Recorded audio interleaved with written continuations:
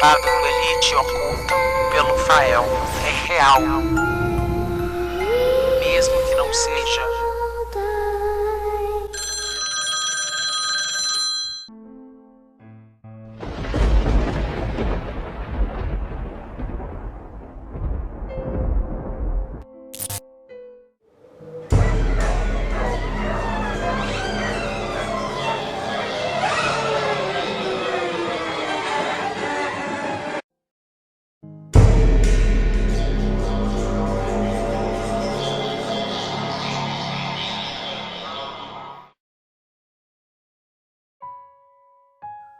O bairro da Lapa é muito tranquilo.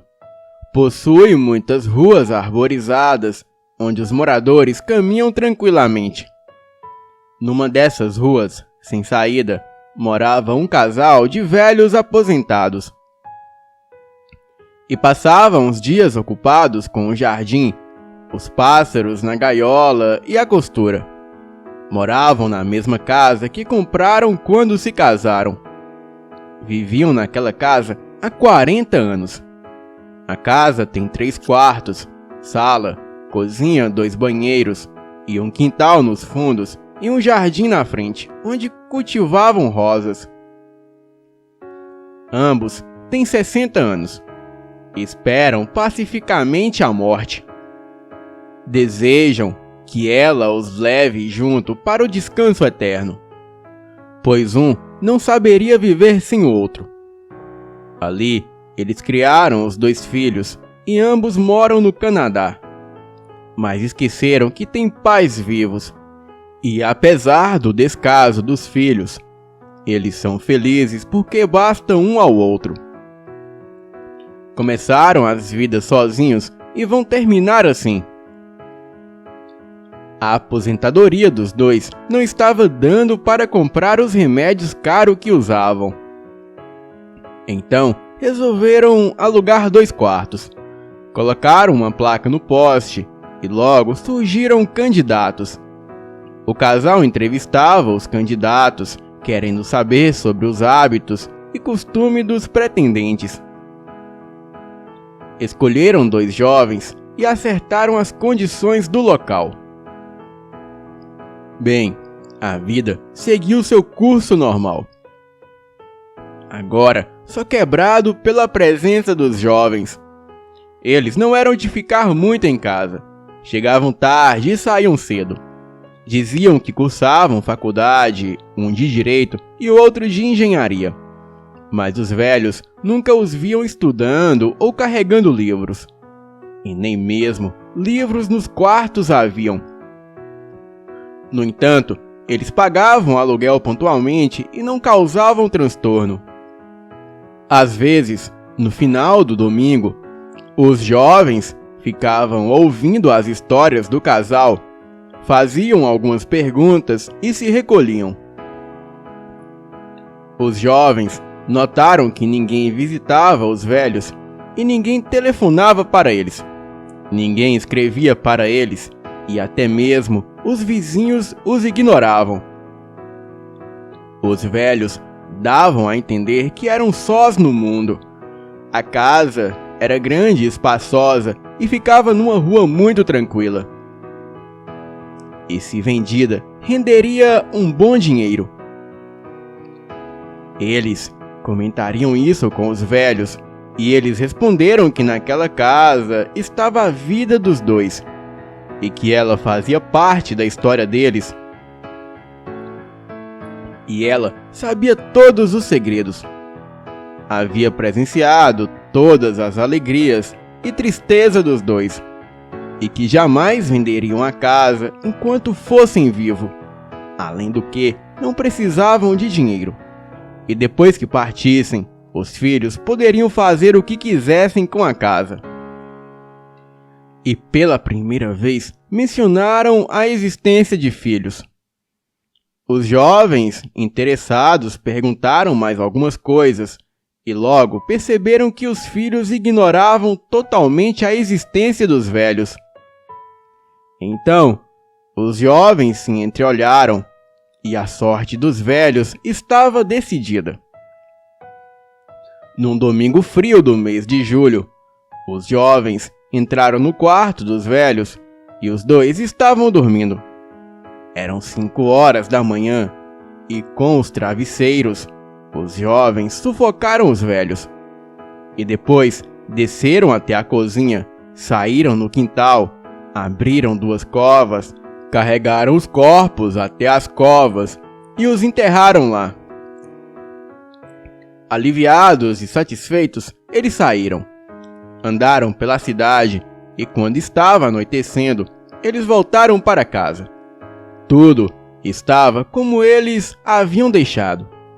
A semana passou e a rotina da casa não foi quebrada. E para a venda da casa, eles precisavam forjar um documento de doação da casa para um deles. E só assim poderiam efetuar o negócio. Procuraram nos documentos pessoais dos velhos e encontraram papéis com assinaturas deles. Um dos jovens começou a praticar a imitação da assinatura para poder assinar o documento e reconhecer a firma em cartório.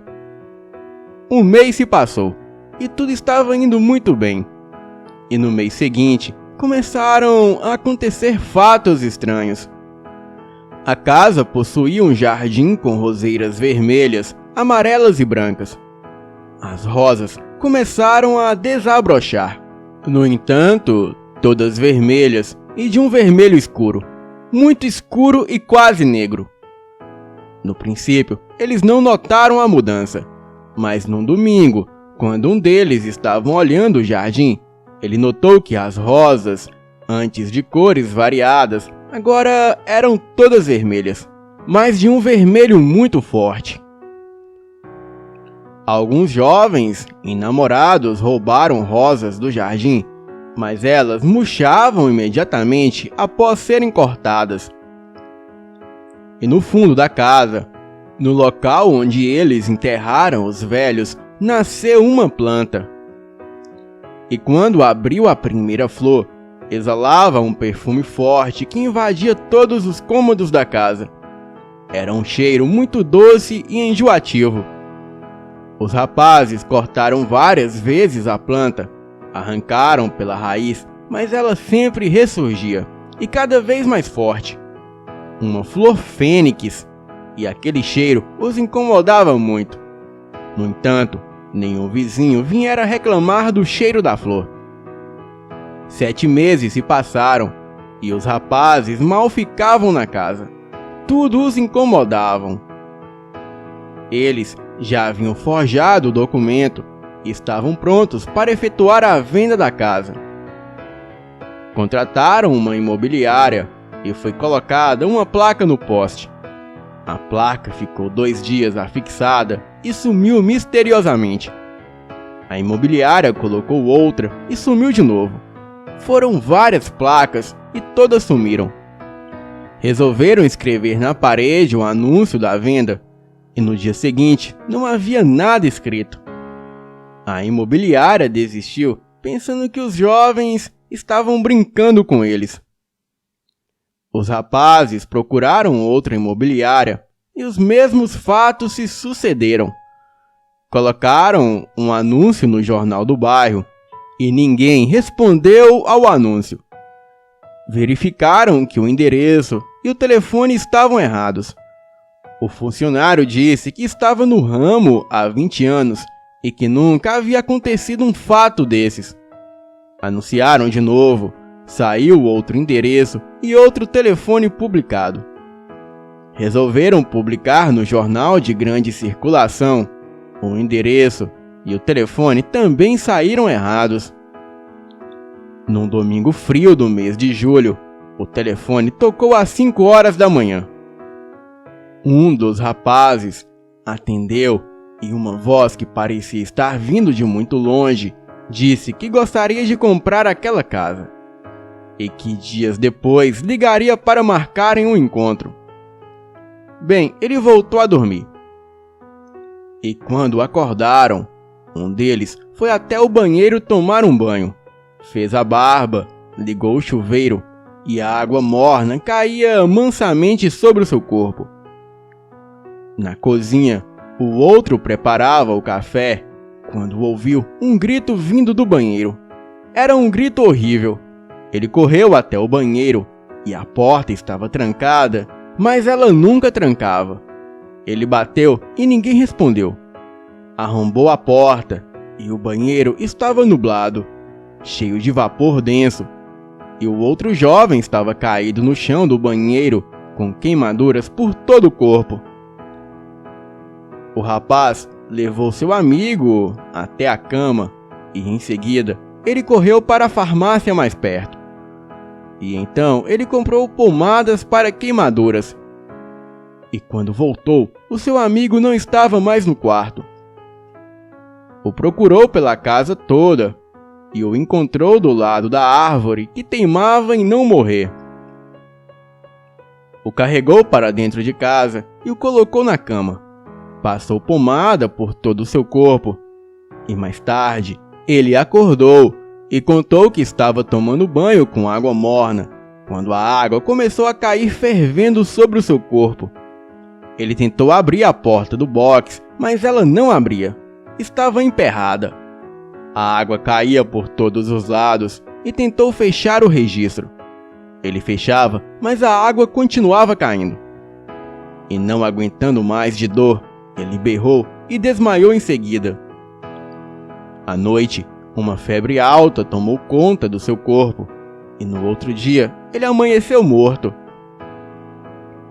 O seu amigo carregou seu corpo até o quintal e o enterrou. Felizmente, era ele que sabia assinar o nome dos velhos e assim poderia vender a casa por qualquer preço e sumir dali. Na segunda-feira, ele colocou uma placa na parede e anunciou em todos os jornais. Esperou 2, 3, 4 dias e nada. O telefone não dava sinal de vida. E no domingo, às 5 horas da manhã, o telefone tocou. Uma voz fraca disse que desejava comprar a casa. Então, eles marcaram para a manhã de terça-feira seguinte. Aliviado, o jovem voltou a dormir. E quando acordou, foi para a cozinha preparar o café. E ao tentar abrir a porta da geladeira, não conseguiu. A porta estava emperrada. Ele forçou até que conseguiu abrir. E tudo, dentro da geladeira, estava congelado como se ela tivesse se transformado num freezer. E as coisas eram blocos de gelo. Assustado, ele foi até a sala e ligou a televisão. Estava passando um filme antigo com 2 velhos que sorriam para ele. Ele desligou a televisão, mas ela continuou passando a imagem dos velhos. Ele arrancou o fio da tomada e a imagem continuou na tela. Ele jogou a televisão no chão, foi até a porta da rua e não conseguiu abrir. Estava trancada. Ele tentou as janelas e estavam trancadas. Ele era prisioneiro da casa. Sentou-se no sofá e o coração batia acelerado. O seu corpo tremia e estava banhado de suor. Uma sede enorme invadiu a sua garganta. Ele abriu a torneira e não saía água. Ele correu para o banheiro, abriu a torneira, o chuveiro e nada. No outro banheiro também, nada. Ele desceu, entrou na cozinha, abriu a despensa para pegar uma cerveja e deparou com vários ratos mortos. Eles haviam comido toda a comida e roído as latas. E a mancha de cerveja derramada estava espalhada. Ele desligou a geladeira para descongelar os alimentos e bebeu o gelo derretido. E depois de horas, tudo continuava congelado na geladeira. Ele lembrou-se do telefone e ligaria para a polícia, mas o telefone estava mudo. 7 dias depois, a sede e a fome estavam atormentando a sua mente. Então, ele deitou-se. Lá fora, já estava escuro novamente, e só restava esperar a morte. Alguns dias depois, ela apareceu com os dois velhos ao lado dela. E numa rua tranquila da Lapa, existe uma casa abandonada e os moradores da rua dizem que ela é assombrada. Eles contam este fato e também dizem que ninguém tem coragem de morar lá. Boa noite.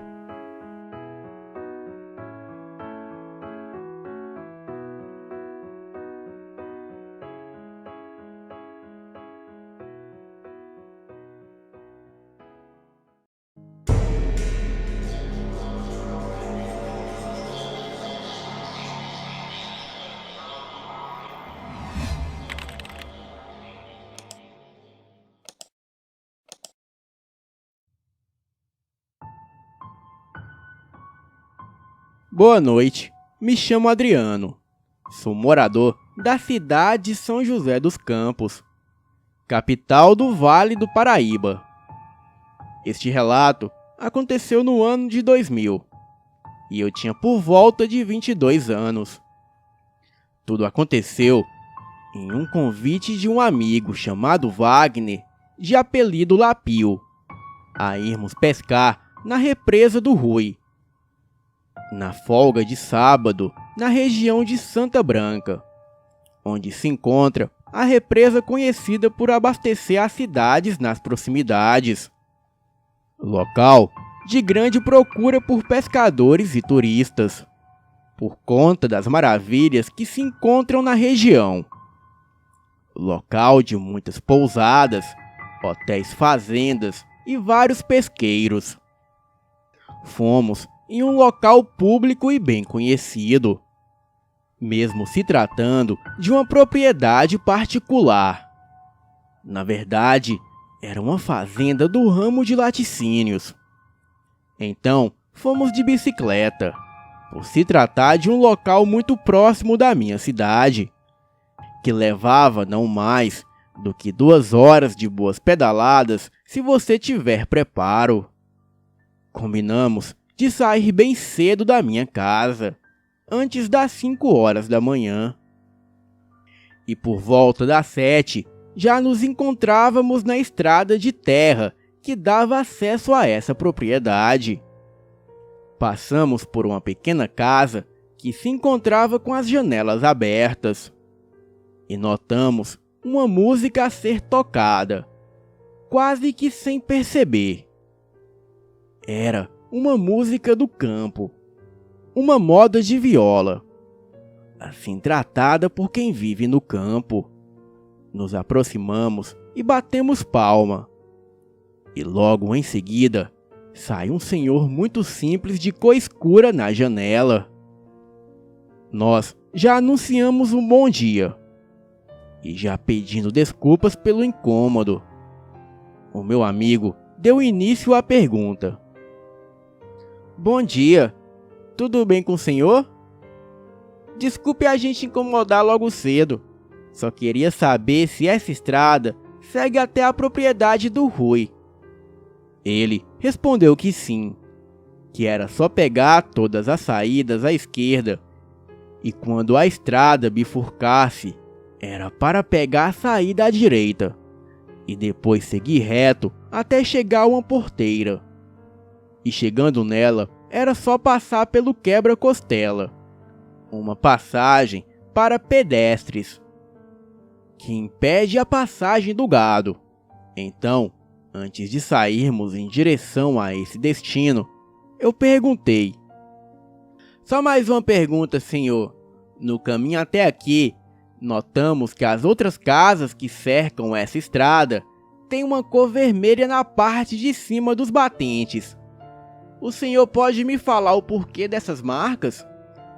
Ele olhou em meus olhos e me perguntou.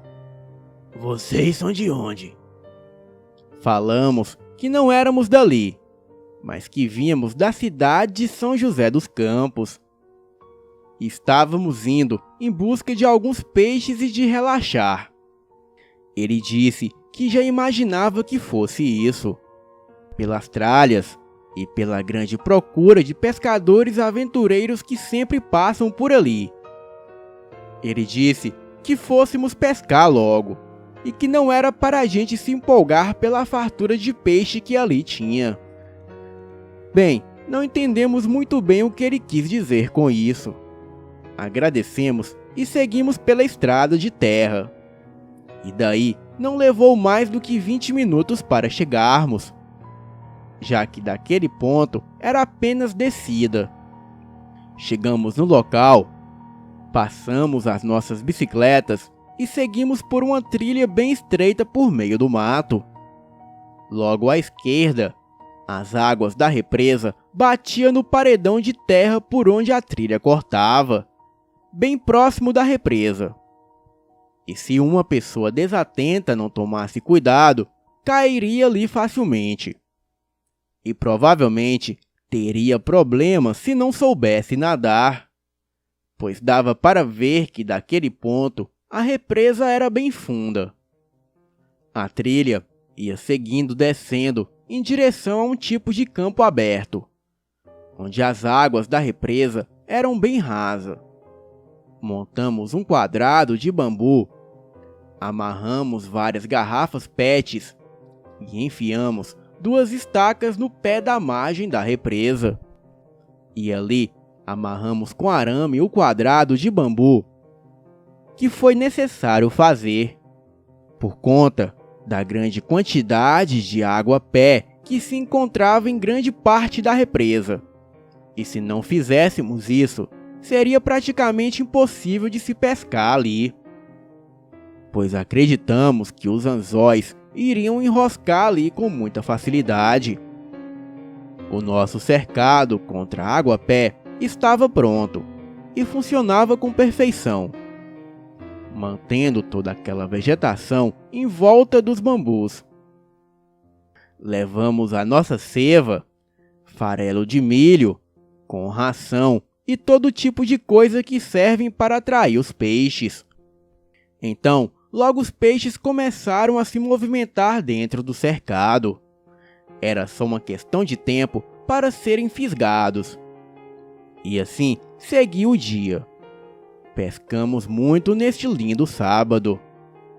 Desde mandis, carás, tilápias, lambaris e até mesmo alguns tucunaré. Levamos 3 samuras, uma espécie de sacola com uma entrada de alçapão para ali guardarmos os peixes. E por volta de 4 horas da tarde, as 3 samuras já estavam cheias. Notamos que o volume de peixes parecia aumentar em nosso cercado de bambu, e isso nos deixou muito empolgados. E cogitamos a possibilidade de pousar ali. Mais à frente, seguindo à direita, notamos que tinha uma espécie de cabana de madeira flutuante, feita por algum outro pescador, que havia passado ali dias atrás.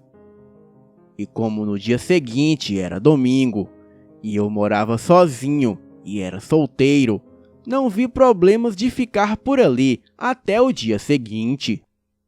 Então estava decidido. Iríamos permanecer ali pescando até onde desse. E assim fizemos. E quando deu 5:30 da tarde, ouvimos um barulho de barco a motor bem de longe, que vinha em nossa direção. Eram 3 homens em um barco de metal. E notamos que todos eles estavam segurando espingardas. Achamos estranho o porquê de 3 homens estarem armados dentro de um barco, e com semblantes de preocupação quando viram que nós estávamos ali. Eles pararam o barco longe da margem e perguntaram com um tom de voz alta: "Vocês vão ficar aí até quando?" Dissemos que pretendíamos ficar ali até amanhã de domingo. Eles logo retrucaram que não poderíamos ficar ali depois das 18 horas. Disseram que aquele local era de propriedade particular e que o dono não permitia que ninguém pousasse ali, por conta de problemas criados por baderneiros que ali já passaram. E eles até permitiam que as pessoas pescassem ali, mas que fossem embora no final da tarde. Então, contrariado com a ordem, seguimos arrumando as coisas para irmos embora dali. E foi quando eles ligaram o barco e seguiram viagem pela represa. Neste momento, Lapio teve a iniciativa de começar a montar tudo de novo, o que já estávamos guardando. Eu perguntei o que ele estava fazendo, se tinha esquecido algo, ou se estava guardando algo errado. Ele respondeu que não iria ir embora, pois ele não era do tipo dos caras que tinham feito bagunça por ali, e que não estávamos fazendo nada de errado, e que nós iríamos nos arrepender amargamente se fôssemos embora, deixando todos aqueles peixes ali pulando. E foi quando uma grande empolgação me tomou conta, e rapidamente eu concordei com ele. E já estava mais do que desesperado desarrumando toda a nossa tralha e posicionando as varas e equipamentos para continuar toda a noite pescando. Então, continuamos ali pescando, até que por volta de 7 horas da noite, vimos ao longe outro barco vindo bem devagar em nossa direção. E este barco demorou por volta de uns 20 minutos, pois era uma espécie de canoa e era a remo. E o homem que conduzia essa embarcação era de idade avançada, por volta de 70 anos. Ele vinha seguindo quase que no meio da represa. E sem parar o seu trajeto, ele nos alertou a irmos embora o mais rápido possível. E nós prontamente dissemos que não precisava se preocupar, pois não iríamos fazer nenhum tipo de bagunça ou coisa parecida naquele local, e que nós só estávamos interessados na pesca. Então ele logo disse: "Eu acredito em vocês, mas não é isso que me preocupa, e sim com a nossa segurança." Ele disse que não poderia encostar sua pequena canoa para nos abrigarmos, pois assim ele passaria a correr risco também, por conta da lentidão para se locomover, e que todos poderiam ficar em perigo, pois as águas ali são bem profundas, e ele não conseguiria mais nadar por sua idade e os seus problemas de saúde. Então eu logo indaguei: "Nossa, o proprietário é tão sistemático assim? Faz ameaças a quem decide permanecer nas margens da represa pescando?" E o senhor respondeu: "Quem dera, meu filho, que esse fosse o problema. O lado que vocês estão nessa represa guarda uma maldição terrível, e que homem armado algum representa um perigo parecido com o que estamos correndo." Então perguntamos: "Mas que perigo corremos? Tem ladrão aqui?" E ele respondeu: "Não, meus filhos, o mal que habita esse lado que vocês estão não é deste mundo. E eu só posso pedir a Deus e a São Gabriel que nos guarde, pois nossas vidas estão na mão deles agora. Olha, eu sinto muito. Se eu imaginasse que tivesse alguém aqui numa hora tão avançada, eu teria vindo mais cedo. E assim, levaria vocês até o outro lado da represa. E olha, vou falar a verdade com vocês. Muitas pessoas que se aventuraram a pousar aí onde vocês estão, nem rastro deixaram no dia seguinte. Deixaram apenas algumas tralhas de pesca que nem suspeita as autoridades levantaram, pois a polícia diz que são objeto de outros pescadores que ficaram aí. E muitas das pessoas que somem aqui são de idade avançada. E muitos nem família têm. Por isso, ninguém dá falta de quem some. Olha, somente as pessoas ali que circulam a propriedade do Rui, que fazem questão de acionar a polícia. Mas sem necessidade de fato. E assim segue a rotina deste lugar. Então, o proprietário deu uma ordem para ninguém permanecer aqui pescando depois das 18 horas. E como vocês não são da região, não conhecem os costumes, desconhecem por completo os perigos que os rondam. Após ouvir isso, a desconfiança e a curiosidade nos rodeavam. Era uma mistura de sentimentos e um certo medo pelo desconhecido. Então eu logo perguntei: mas senhor, que perigo é esse que se encontra neste lado? Seria algum animal, onça, ou algum tipo de felino ou lobo? Não, meus filhos, é muito pior. Vocês acreditam no sobrenatural? Lapio rapidamente disse que não, que isso não existia. Porém, eu disse que sim, que sempre tive uma certa desconfiança. Então se preparem, pois você que não acredita vai passar a acreditar. E se daqui sair com vida, e você vai matar a sua curiosidade, pois neste lado da represa vive uma criatura que muitos dizem ser um lobisomem. E olha, vou falar pra vocês, nada que eu já tenha visto em toda a minha vida chega perto dessa criatura que eu já presenciei muitas vezes. E sempre que passo de barco, essa criatura tá rodeando esse lado aí da represa onde vocês estão. Olha, vou dar um conselho pra vocês, meninos. Entrem na água e procurem afastar o máximo da margem. E que Deus abençoe vocês. Sinto muito, mas não quero presenciar o que está prestes a acontecer. Então, o senhor virou a canoa e continuou seguindo viagem pelas águas escuras por conta da noite que havia chegado. E nós ali estávamos sem saber o que fazer.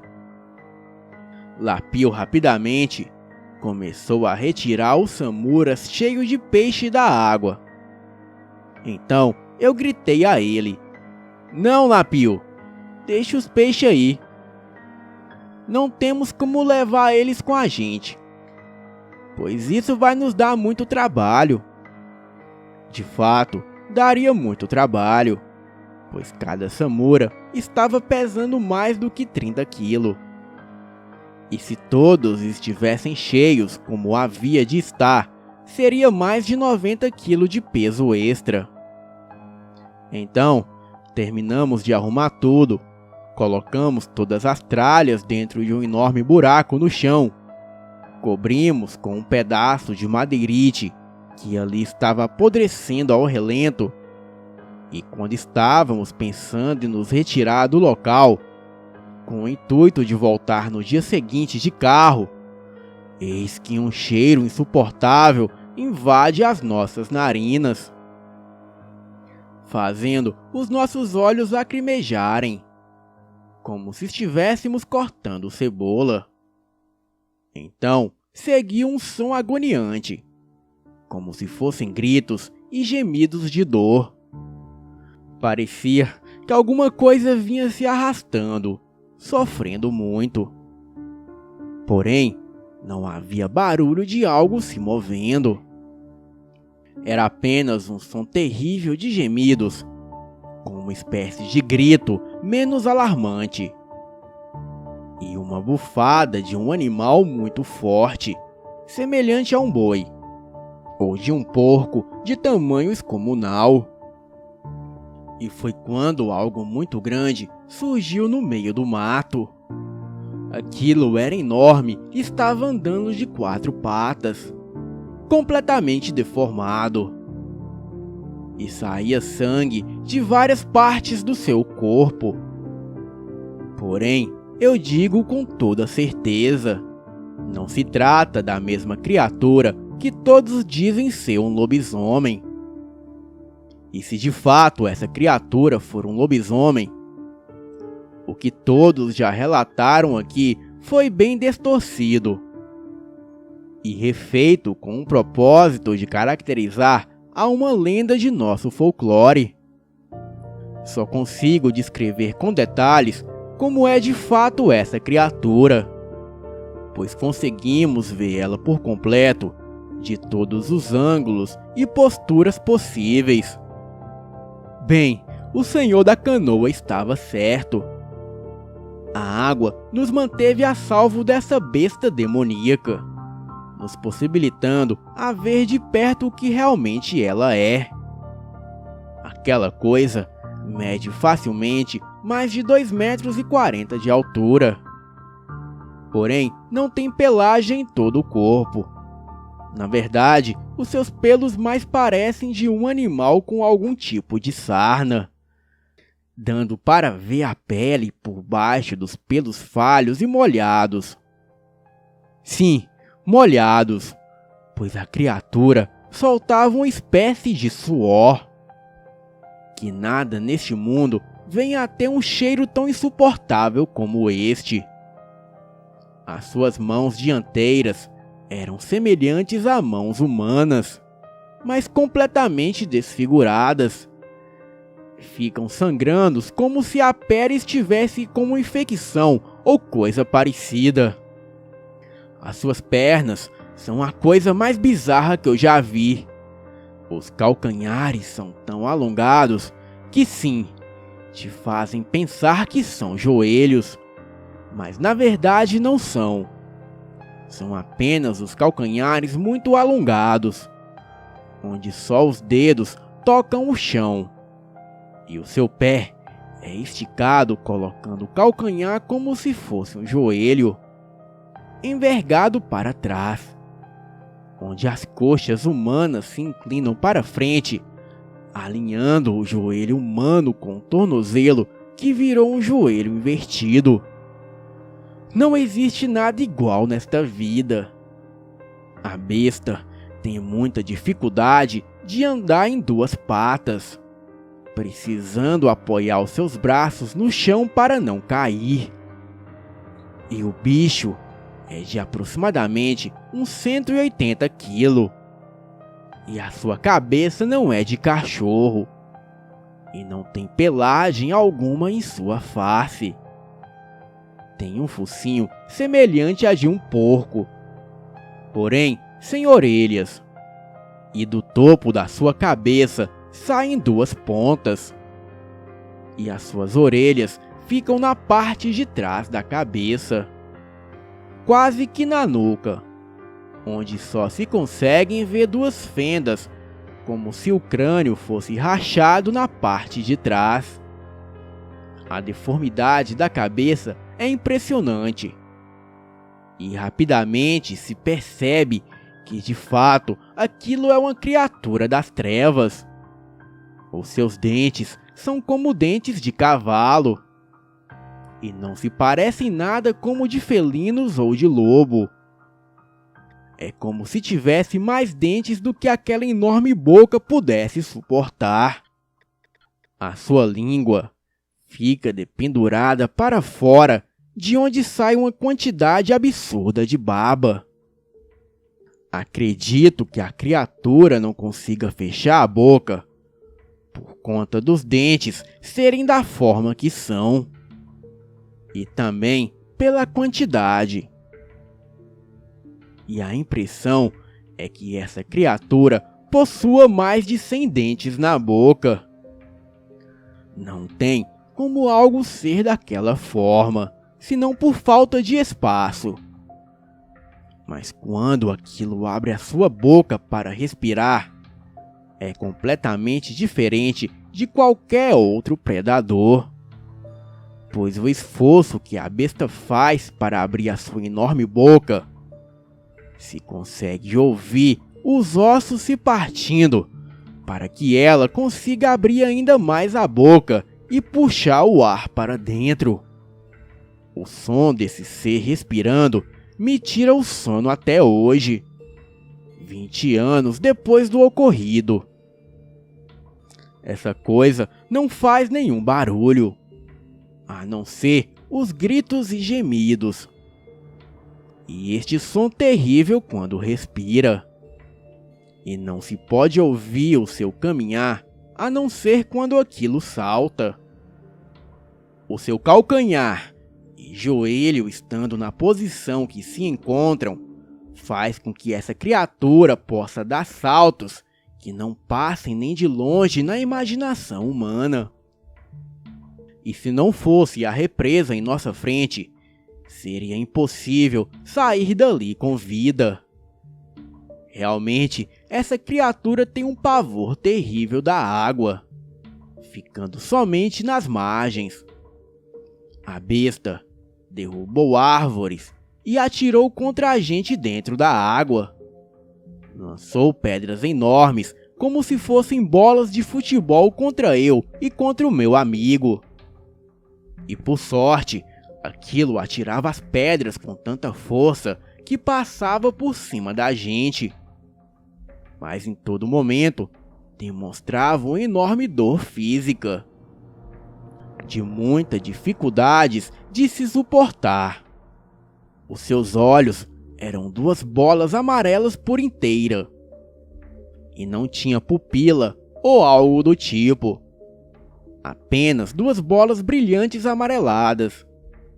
A nossa maior dificuldade, acredito que fosse ficar ali dentro da água, nos batendo o tempo todo para nos manter boiando na superfície da água.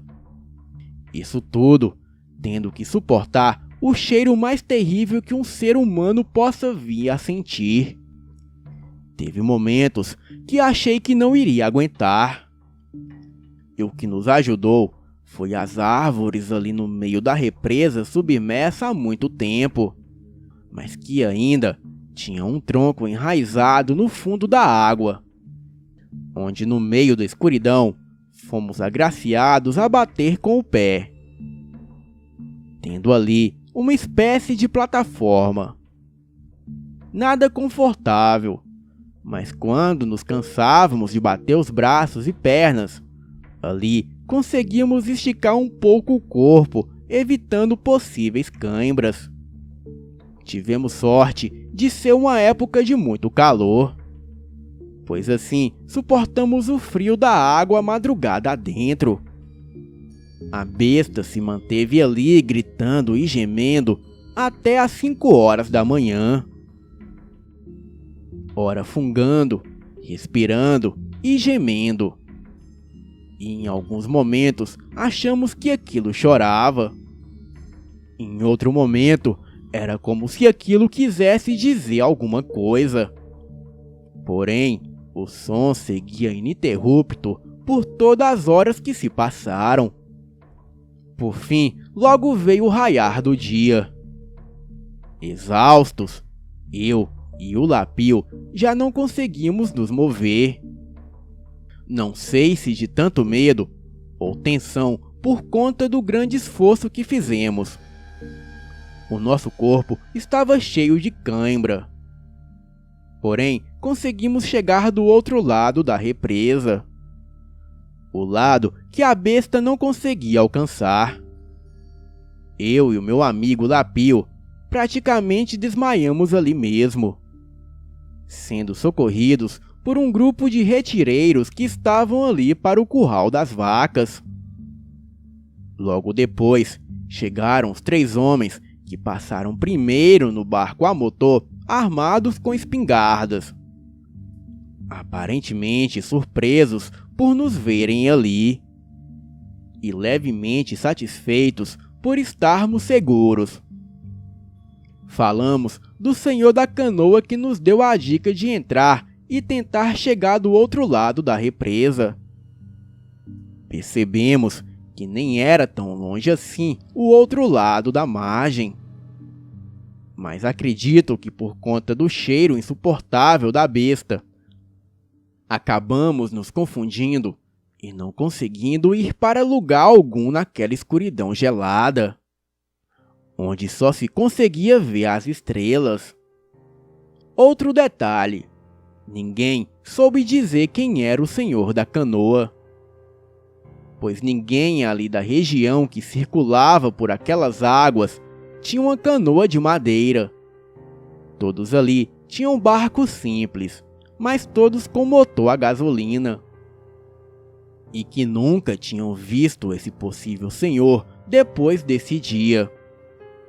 Eu nunca mais pesquei em represas, rios ou lagos, muito menos pousar. Digo até que nunca mais tive coragem de acampar em qualquer outro local, que não seja em um camping. Hoje tenho 42 anos, tenho 2 filhos, e nunca até agora tinha contado essa experiência para outra pessoa, a não ser o meu amigo Lapio. Ele também se casou e tem um casal de filhos, e nunca mais voltou a pescar nem mesmo em pesqueiro. Os peixes deixamos ali com as famílias dos homens que trabalhavam na propriedade. Foram mais de 100 quilos de peixes, entre muitas tilápias, mandis, e pegamos mais de 200 lambaris, mas que não fizemos questão alguma de levar. Fomos embora de Toyota Bandeirantes com o filho do Rui, onde podemos levar as nossas coisas, e prometemos nunca mais voltar naquele local, e muito menos indicar para outras pessoas, pois aquela fera continua por ali, e ninguém faz ideia do que seja, pois a fera fica isolada no lado que só se consegue vir pela estrada, e onde o povo tem que chegar pela água. Agora eu sei o porquê das portas e janelas dos moradores de fora da pequena ilha da represa serem marcadas por uma espécie de cor vermelha. Aquilo parece ser sangue ou algo de algum ritual de proteção, para impedir que o tal lobisomem, ou mapinguari, ou criatura da represa, não tentem nada contra quem mora nessas casas. Alguns podem achar que isso é mentira, e eu bem gostaria que fosse, mas infelizmente é a mais pura verdade. E se pesquisarem, vão ver mais relatos de outros locais de Santa Branca, que fui descobrir depois que é conhecida como morada do lobisomem. Este é o meu relato. Boa noite.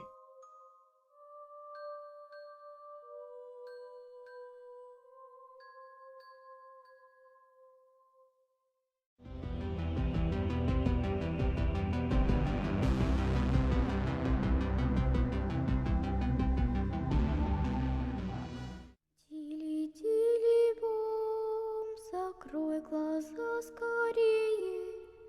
Кто-то ходит за окном и стучится в двери.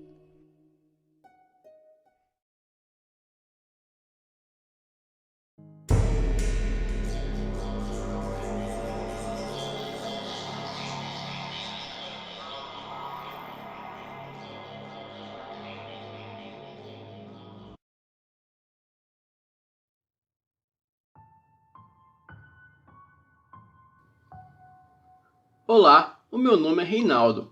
Moro em Calcaia, em uma cidade do Ceará. O que eu vou contar aqui para vocês é um relato que aconteceu com meu pai, alguns anos atrás. Se bem que não é um relato.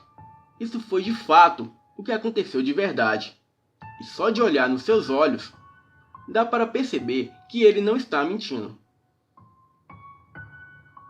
Bem, o meu pai se chama Reinaldo. Ele me contou que por volta das décadas de 90, na época, ele era jovem, tinha uns 20 anos. E nesse tempo, quando ele tinha essa idade, só tinha mato em volta de onde ele morava. Era mato por todos os lados. E as casas eram bem afastadas. Nesses tempos, os homens gostavam de caçar à noite. Era bem comum entre eles.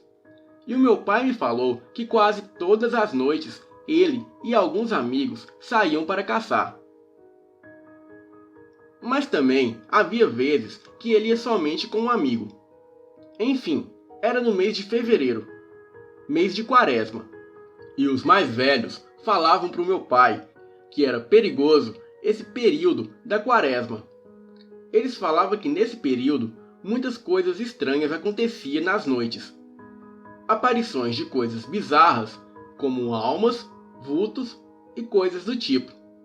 Falavam que escutavam como se fosse um cavalo correndo nas estradas e diziam que era a mula sem cabeça. Gritos na madrugada e muitas outras coisas estranhas.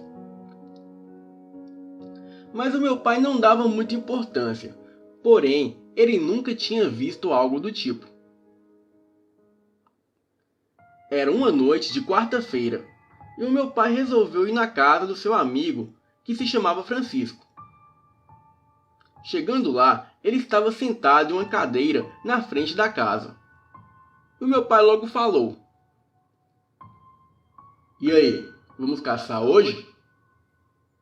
E o amigo dele logo respondeu: "Não, o pessoal por aí estão falando que está aparecendo um bicho esquisito. Parece um cachorro, só que é grande. Dizem ser o tal do lobisomem." Então meu pai decidiu não ir caçar aquela noite e ficou ali, conversando com o Francisco. Os pais do Francisco pediram que o meu pai jantasse com eles naquela noite, e ele aceitou. E então eles conversaram bastante e acabaram esquecendo da hora. Já eram quase 10 horas da noite. E o meu pai falou para o Francisco que estava tarde e que ele precisava ir para casa. O Francisco ofereceu ao meu pai que dormisse ali, na sua casa aquela noite. Mas o meu pai não quis, e logo se despediu do Francisco. E assim que estava indo embora, o Francisco falou: "Espere, leva a minha espingarda com você, caso precise." E o meu pai decidiu levar, já que o amigo insistia. O meu pai morava nos fundos da casa da minha avó. E no caminho para casa era quase tudo reto, sem muitas curvas. Havia alguns postes afastados, mas dava para enxergar bem, pois a lua cheia clareava o caminho. Faltando pouco para chegar em casa, o meu pai começou a escutar um barulho. Era um barulho estranho, no mato atrás dele, como se fosse galhos se quebrando. Ele logo olhou para trás, mas não viu nada, e continuou seu caminho. De repente, ele começou a escutar pegadas e uma respiração muito alta e cansada, e um fedor muito forte. Era um cheiro de podre. E assim, ele percebeu que algo estava seguindo.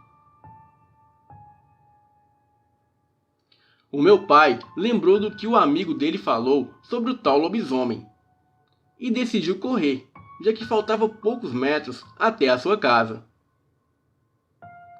Mas antes de começar a correr, ele olhou para trás e viu aquela criatura saindo do mato. Aquilo estava de pé. O meu pai disse que ele tinha uns 2 metros de altura.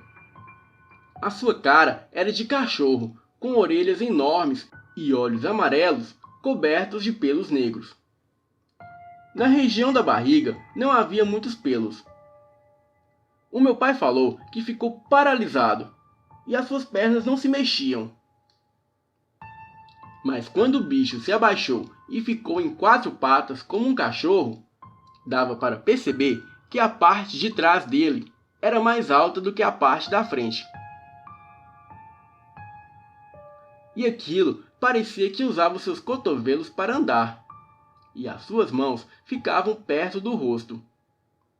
O bicho vinha andando em direção do meu pai, e as orelhas se batiam, fazendo um barulho como se fossem palmas. Daí, o meu pai se lembrou da espingarda que o seu amigo tinha dado. Muito nervoso e com medo daquela criatura, ele apontou a arma em direção do bicho e disparou. Ele não tinha muita certeza se acertou o lobisomem, mas aquilo correu para o mato, fazendo um barulho como se fosse um porco ou um cachorro. E nesse momento, o meu pai começou a correr para sua casa, mas quando estava bem perto de chegar, ele percebeu que o lobisomem estava correndo atrás dele, fazendo aqueles barulhos com as orelhas.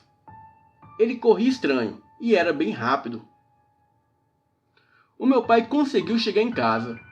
Desesperado, ele largou a espingarda e entrou pela porta de trás, já que havia deixado a porta da frente fechada antes de sair. Assim que ele a fechou, o bicho se jogou contra a porta, tentando a abrir. Na casa havia algumas lamparinas acesas. Ele lembrou que tinha deixado a única janela da casa aberta. Rapidamente, ele foi até lá, fechou e colocou algumas escoras para reforçar. Nisso, ele percebeu que o bicho ainda continuava a tentar entrar na casa. Assim que o meu pai estava indo até a porta de trás para colocar alguma coisa para reforçar, ele percebeu que já era tarde. Logo viu que a porta estava no chão e viu aquela coisa novamente. O meu pai ficou completamente sem reação. E quando a criatura preparou para atacar, ele logo pegou a espingarda e deu um tiro naquela coisa. O bicho, desesperado com dor, saiu correndo da casa com um barulho horrível. O dia logo foi amanhecendo, e o meu pai, com muito medo, foi correndo para a casa do seu amigo Francisco, para lhe contar o ocorrido. As pessoas até acreditaram, pois era tempo de quaresma, e os mais velhos sempre contavam histórias assustadoras. Depois disso, o meu pai não sai mais à noite em tempo de quaresma, pois ele não quer passar de novo o que passou aquele dia. Até porque ele pode não ter a mesma sorte que teve daquela vez.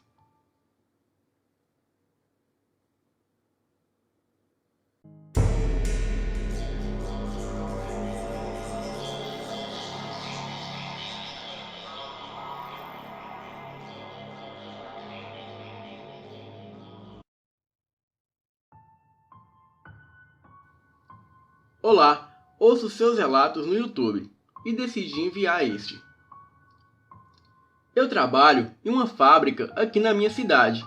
Não citarei locais nem nada, mas fica na região Nordeste. Entro sempre ao meio-dia e fico até às 1h30 da tarde, para uma pausa para o almoço. Então, eu segui o primeiro turno normal. Fui almoçar na hora da pausa e depois voltei ao trabalho. E fiquei até o horário de acabar e ir para casa, às 6 horas da noite.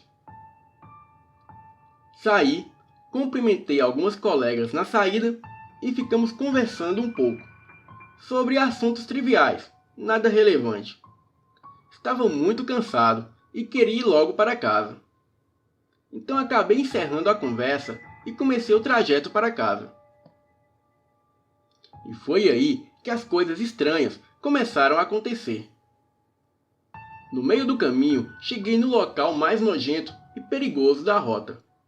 Era um túnel, estreito, porém não muito longo. Era todo escuro e só dava para ver o final, por causa da luz amarelada do poste lá no final do túnel. Do lado direito do túnel, havia um caminho que subia para uma estrada. Era muito movimentada e eu não tinha coragem de ir por esse caminho. Então eu fiz a rota que sempre faço, a do túnel, óbvio. Fui andando e logo já me veio o cheiro de urina. Havia várias bitucas de cigarro no chão. Era um lugar extremamente nojento. Apressei os passos, até corri, mas logo parei assim que cheguei no final do túnel. E logo me veio o alívio. Eu poderia ter seguido normalmente, se não fosse por algo que senti. Eu estava parada ali na saída do túnel, e somente a luz do poste iluminava ao redor.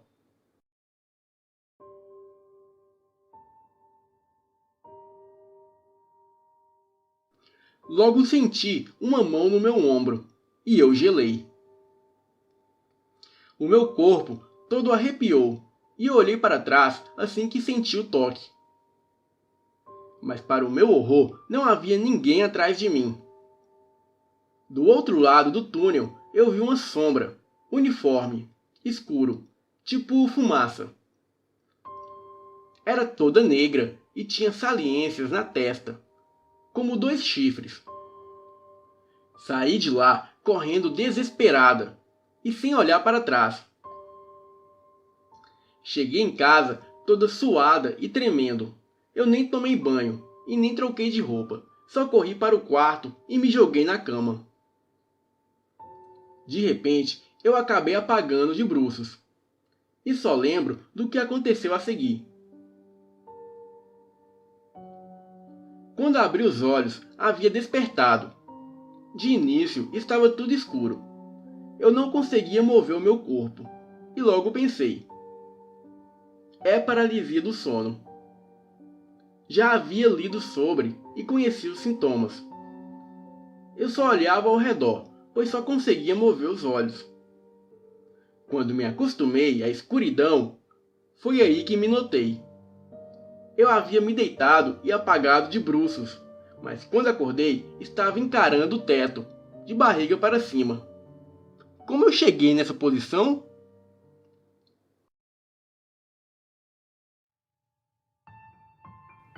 Foi aí que no canto do quarto eu vi a mesma sombra negra e com chifres que havia visto no túnel.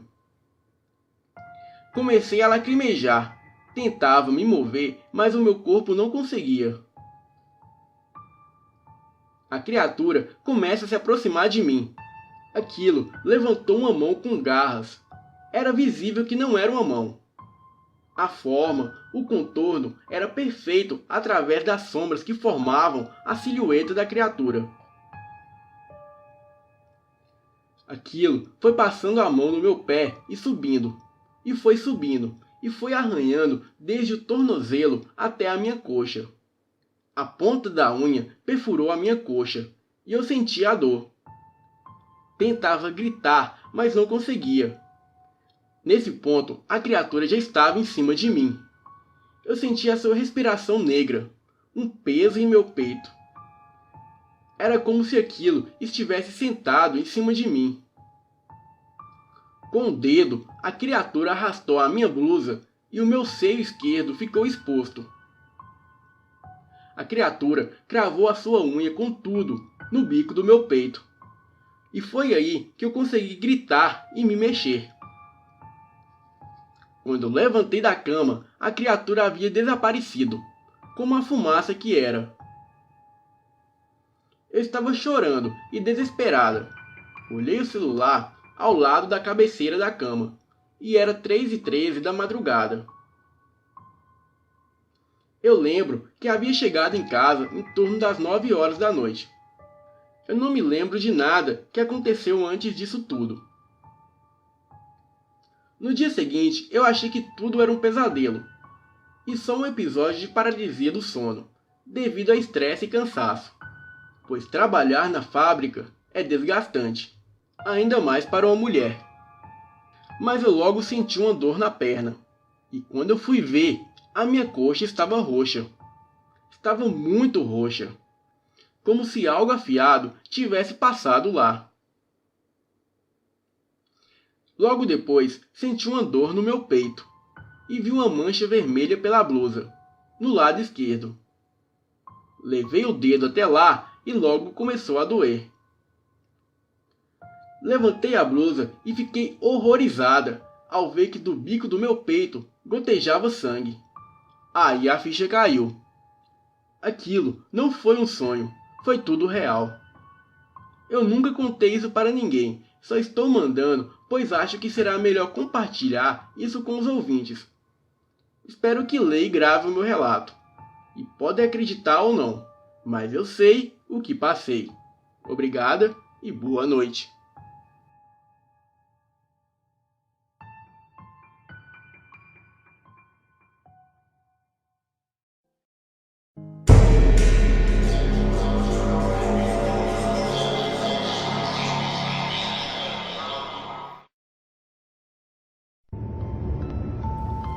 Boa noite, o meu nome é Fernanda, e este fato aconteceu comigo e duas amigas em meados de 2008. Na época, eu tinha 16 anos, e se tem uma coisa que eu aprendi com essa experiência, é nunca brincar com coisas sobrenaturais. Eu moro em Campinas, interior de São Paulo, e sempre adorei assistir filmes de terror. Eu me juntava com as minhas amigas, que moravam na mesma rua, e a gente assistia vários filmes. Até que um dia, resolvemos assistir O Chamado, aquele filme com a garota do poço.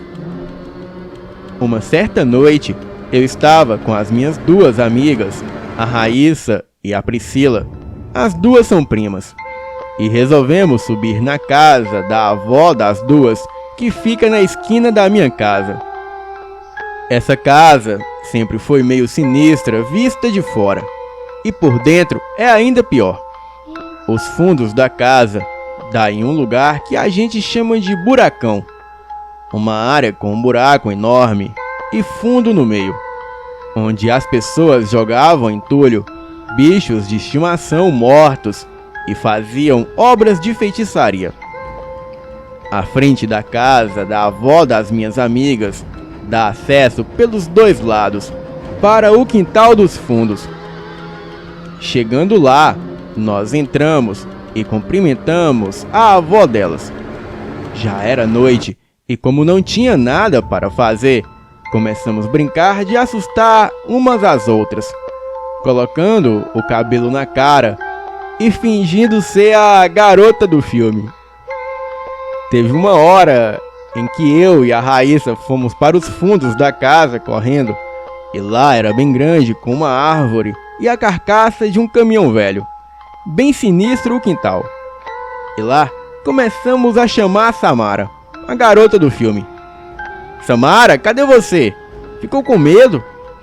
E começamos a rir muito. Já nos fundos da casa, vimos a Priscila vindo atrás de nós, com a cara encoberta com o cabelo, e começamos a rir. Mas para o nosso desespero, quando olhamos bem, não era ela. Era uma garota ou um fantasma bem parecido com a Samara. E ela tinha uma expressão de ódio no rosto. Ela pegou uma pedra enorme do chão e jogou na nossa direção. E sorte que não acertou ninguém. Eu e a Raíssa corremos para a parte de trás da carcaça do caminhão, e nisso notamos também que a garota não tinha pés. Começamos a gritar, e a garota chegou perto da carcaça do caminhão, que era a única coisa que nos separava, colocou as duas mãos em cima do ferro e ameaçou pular para nos pegar. E nisso eu corri para um lado e a Raíssa para o outro. A garota foi atrás da Raíssa e chegou a pegá-la pelo braço, mas ela conseguiu se soltar. E quando chegamos na frente da casa, com toda a gritaria, a avó das meninas saiu de lá de dentro, desesperada, e para nossa surpresa, a Priscila também. E até hoje, ela jura de pé junto que não foi ela, que ela estava o tempo todo com a avó dentro de casa. A Raíssa ficou com as marcas das unhas no braço, e eu nunca passei tanto medo na minha vida. E desde então, Nunca mais brinquei com essas coisas e não consigo sequer olhar a imagem dessa garota do filme que vive circulando na internet. Uns dias depois, a Priscila contou para a gente que toda vez que ela acordava, a TV dela estava com água em volta, igual ao filme.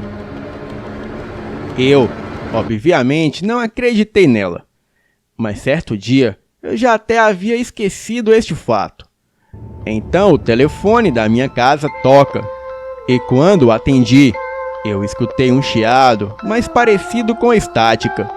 E não, eu não ouvi nada parecido com uma voz dizendo 7 dias do outro lado da linha. Até porque, se isso acontecesse, eu não estaria aqui contando este relato. Outras coisas estranhas também ocorreram, como o gato da vizinha aparecer morto em meu quintal com a boca aberta, igual as pessoas do filme O Chamado morrem.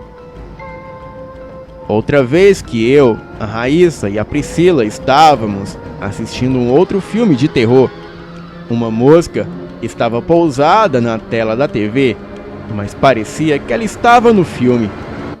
E somente quando chegamos perto que vimos que a mosca realmente estava pousada na tela.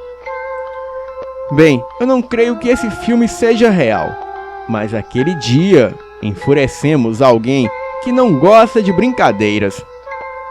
Boa noite.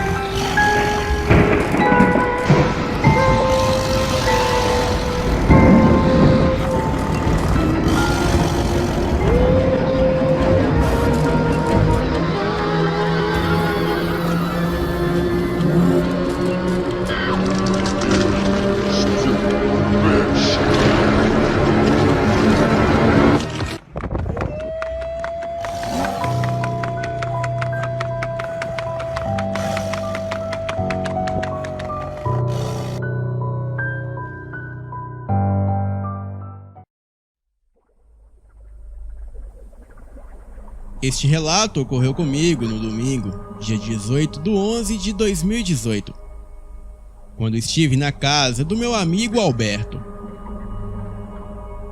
Fui à casa deste amigo para fazer uma consulta espiritual.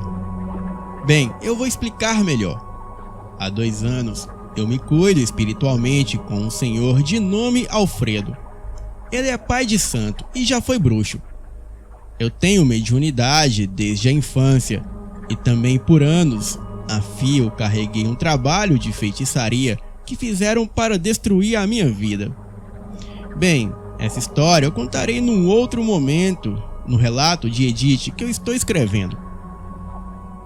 Este senhor tem me ajudado muito, inclusive desmanchando o que foi feito e atualmente me dando banho de ervas e às vezes fazendo consultas para mim. Este senhor, que hoje se tornou um amigo da minha confiança, é extremamente sério e só atende por indicação. A sua ajuda é passada de boca a boca. Então, neste dia, eu fui à casa do meu amigo Alberto, que também é amigo dele. E lá eu fiz a leitura dos búzios e cartas ciganas. Alfredo, após ler os búzios e as cartas, perguntou a mim e ao meu amigo Alberto se queríamos falar com a sua entidade, o Exu Marabô, e dissemos que sim. Ele então colocou uma capa preta com fundo vermelho de cetim, aquelas capas encontradas em casas de umbanda, acendeu uma vela branca, colocou no celular um ponto do Exu Marabô e começou a orar, e incorporou. Alfredo, incorporado com a entidade Exu Marabô, conversou comigo e me benzeu. E na hora que ele me benzeu, fechei os meus olhos, pois o mesmo estava fumando charuto e soltava fumaça forte no meu rosto, e aquilo ardia os meus olhos. Eu acabei por ficar de olhos fechados, e como sou muito curiosa, teve um momento que eu abri os olhos e em cima da cabeça do Alfredo tinha um chapéu preto com uma pena vermelha. Eu fiquei olhando aquele chapéu, achando engraçado e até mesmo bonito. E depois ele conversou e benzeu o meu amigo Alberto. E enquanto ele benzia Alberto, eu estava ao lado olhando e achando muito bonito o chapéu preto com a pena vermelha sangue na cabeça de Alfredo. Após as consultas, o seu Marabô se despediu de nós e Alfredo desincorporou. Aí entra o sobrenatural. Quando Alfredo desincorporou o Exu, o chapéu não estava mais na cabeça dele, estava apenas com a capa preta. Na hora, eu perguntei a ele onde ele tinha colocado o chapéu. E o mesmo, estranhando a minha pergunta, perguntou: que chapéu? Eu contei a ele e ele me disse que em momento algum estava com o chapéu na cabeça e que tinha colocado apenas a capa para incorporar o Exu. Perguntei ao meu amigo Alberto se ele também havia visto o chapéu preto com penas vermelhas na cabeça de Alfredo, enquanto mesmo estava incorporado. E para minha surpresa, Alberto disse que não havia chapéu nenhum na cabeça de Alfredo. Conclusão: apenas eu vi aquele chapéu preto de pena vermelha na cabeça de Alfredo.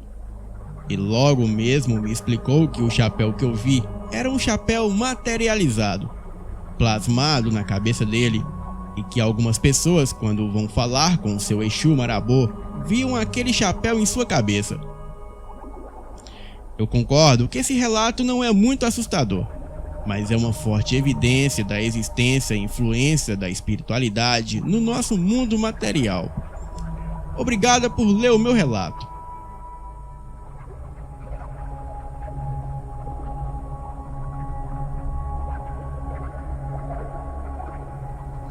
Boa noite, me chamo Carlos e contarei o relato que aconteceu comigo no ano de 2005.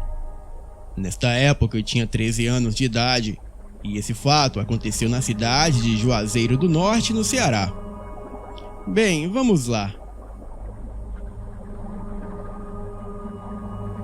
Eu morava numa casa que ainda estava em construção e tinha apenas a sala, que era o local onde nós dormíamos, e tinha um quarto, porém ainda não estava acabado.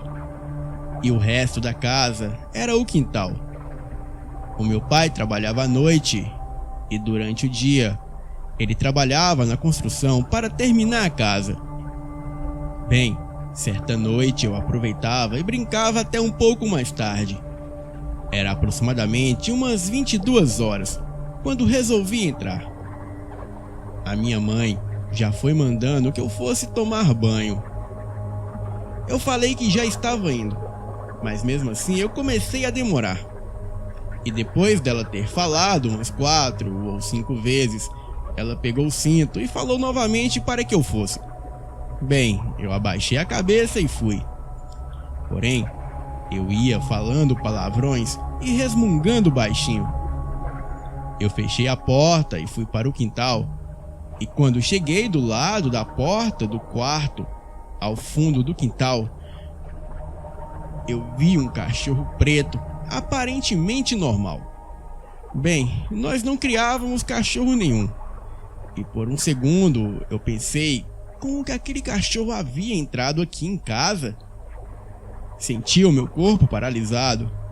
Então olhei para o cachorro novamente e perante a Deus, eu vi ele indo para trás de uma parede e só a sombra dele havia ficado ali no chão em forma de um círculo.